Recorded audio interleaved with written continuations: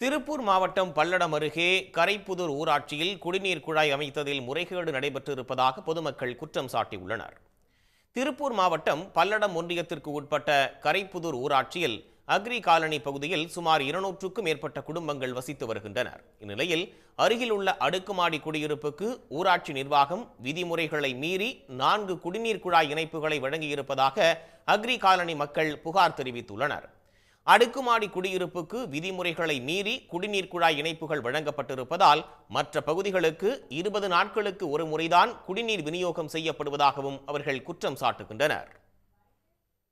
பக்கத்தில் அப்பார்ட்மெண்ட்டில் இருக்கிற எக்ஸ்ட்ரா கலெக்ஷன் கட் பண்ணாவே எங்களுக்கு ஆட்டோமேட்டிக்காக வாரத்தில் ஒரு நாள் தண்ணி வந்துடும். வாரத்தில் ஒரு நாள் தண்ணி வந்துட்டு இருந்தது. இப்போ மாதத்தில் ஒரு நாள் கூட நாங்கள் கூப்பிட்டாதான் தண்ணி வருது. அது ஏன்னு எங்களுக்கு தெரியல.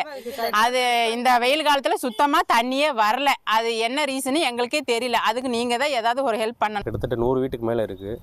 இந்த வீடுகளுக்கு பார்த்தீங்கன்னா தண்ணி கனெக்ஷன் வந்து மாதத்துக்கு ஒரு டைம் கொடுத்துட்ருக்காங்க. இப்போ வர வேண்டிய தண்ணி 10 நாளுக்கு ஒரு முறை தான் வரணும், ஆனால் வரமாட்டேங்குது. இதுக்கு என்ன காரணம்னு பார்த்தீங்கன்னா, பக்கத்தில் இருக்கிற அடுக்குமாடி குடியிருப்பில் பார்த்தீங்கன்னா 10லேருந்து 8, 5, 6 அப்படின்னு ஜாஸ்தியாக கொடுத்துருக்காங்க.